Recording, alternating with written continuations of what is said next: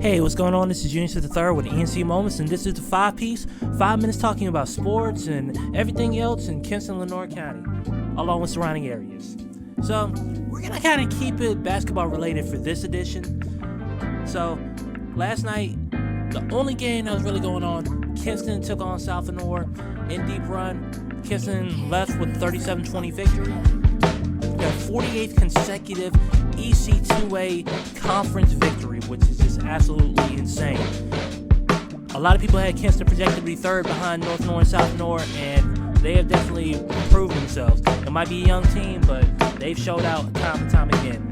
But Kinston actually held a 16-0 lead after one, and South Lenoir made a bit of a run in the third quarter, but it just wasn't enough. Very low scoring affair. Kalia Hargett and Zai Perry each with 8 points for Kinston. Kiana Kelly with 7 points. And then for South Lenoir, Gracie Howard had 7, Rebecca Howard had 6.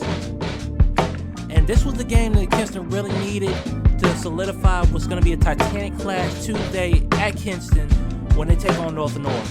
Now, the way that the playoffs are set up in the NCHSAA, if it's a 6-team league, there's only one automatic spot. Now, granted, both Kinston and North Lenoir should get in, but you want to make sure that you don't have any doubt when it comes to the postseason. You never know how the NCHSAA is going to play it, so it's definitely going to be a pivotal game for both teams.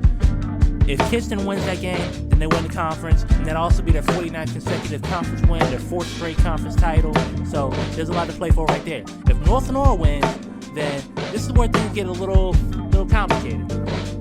So, due to the rules of the NCHSAA, you can only play 2 games a week.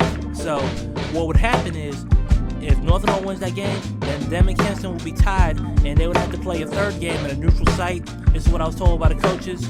Not sure exactly where that game would be at the moment, but that's basically what the protocol would be. And it's not far-fetched to think that North Lenoir won't come in there and break that streak, because the last time these two teams played, Kinston actually had to come down from 10 points with a minute 42 to play in regulation and a 64-62 double overtime victory that was sealed by Sanaa White-Wooten's stealing layup with 3 seconds to play. That was a game that was more noteworthy for the 122 free throws that were taken in it. 2 off of a state record, which was set back in 1990 by Green Central and North Lenoir.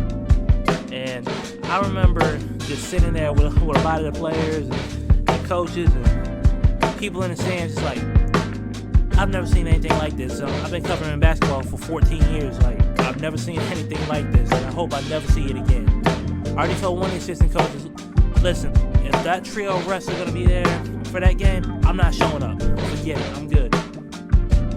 But that's what's going on for Tuesday, but we do have a slate of games for Friday. So looking at everything that's going on for Friday, boys basketball starting off. Well, West Craven Green Central, that was scheduled for today. That won't be played due to quarantine. Kinston at Southern Wayne, that won't be played due to quarantine, and they're not going to make that up either.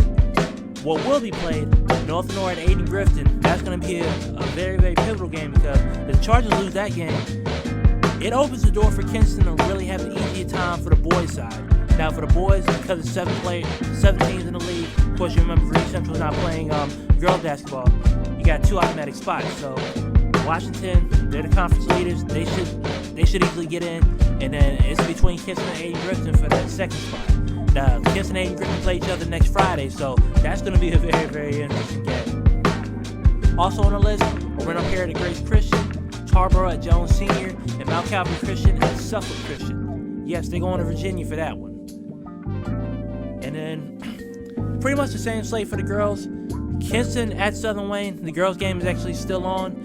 North Lenoir at Aiden Grifton, Washington at South Lenoir, Tarboro at Jones Senior, Mount Calvary Christian at Suffolk Christian. So, more than likely, you can catch me at North Lenoir at Aiden Grifton, but you never know how things go.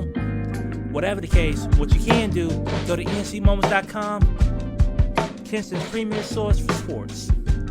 But let me go ahead and wind this one down.